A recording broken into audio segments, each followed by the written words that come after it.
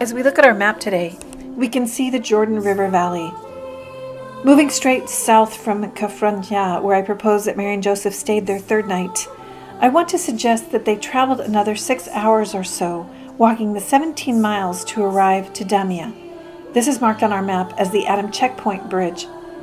It is obviously on the water, so they wouldn't only find shelter there, but also the water the Jordan River gives to them.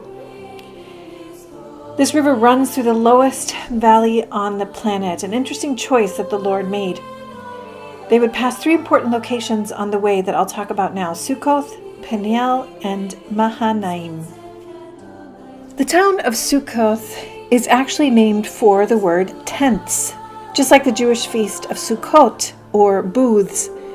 This location takes its name because Jacob himself set up his tents here for his family and his livestock, as is mentioned in Genesis 33. The towns of Peniel and Manhanaim were the locations of fortresses on either side of the Jabbok River. They were guarding an important road into the Jordan River Valley. This is important because it's the location where Jacob wrestled the angel. Remember that Jacob later became Israel, which means the one who wrestles with God. And he named the place the face of God, which is what Peniel means, because he saw God and lived. That's all explained in Genesis 32. Manhanaim, which means 2 camps, is where Jacob and his family lived in 2 groups. And he did this for fear of his brother Esau. Remember that Jacob stole his birthright from his older brother Esau. And so he had reason to be afraid of Esau, who was coming to meet him, because Jacob was coming back to his native land. And so he sought to protect his own family from his potentially vengeful brother.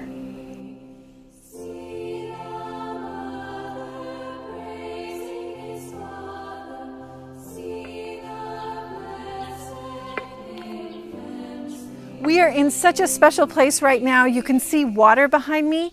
Those are the waters of the Jordan River. And we are here in this spot where from antiquity Christians have come to remember where Jesus himself was baptized. They also say that in this place was where the Israelites first came into the promised land, crossing the Jordan, led by Joshua. And this is also where Elijah crossed the Jordan and then was taken up into heaven in a fiery chariot. The Jordan River waters the fertile soil of this part of the Great Rift Valley. That valley actually goes all the way into East Africa. The Jordan Valley, called Gur in Arabic, follows the Jordan River that flows out from the southern part of the Sea of Galilee. Remember, the Sea of Galilee is the lowest freshwater lake on earth, and so the river follows it to the lowest point on earth, which is the Dead Sea. And it becomes more and more desert-like around the Jordan River as one moves south toward Jericho, and we'll see that over this week. This valley is several degrees warmer than the rest of the areas around it, and so there's a lot of crops year-round. And so it makes it very beautiful, and you'll notice that there's especially a lot of date palms that grow around here. In the past, the Jordan River was fed by rain and melted snow from the very tall Mount Hermon, the tallest mount in this area.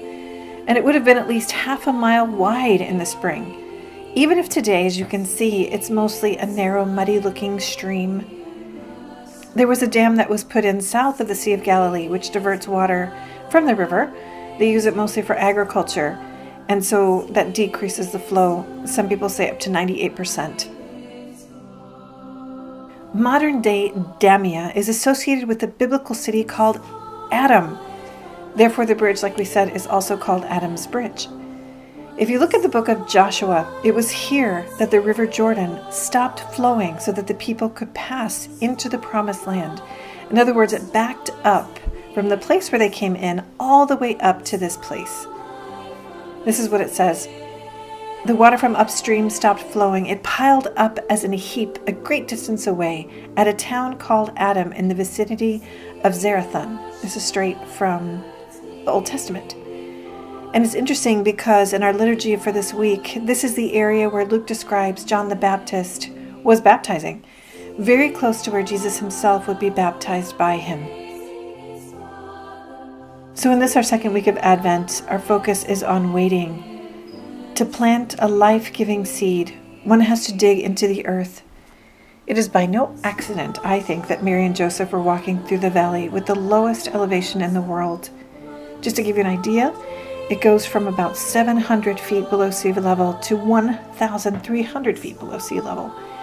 That's a low path. It's a humble route, reminding us of the great humility of the Lord who became flesh to dwell among us. And we will be reminded of that again as we bow our heads down to enter into the Church of the Nativity in Bethlehem. Thank you for joining me here today at the Jordan River. It's such a grace always to come here. So as I go down to the waters of the Jordan, I will be praying for each and every one of you and your intentions. Again, thank you for joining us, and I look forward to seeing you again tomorrow. God bless you.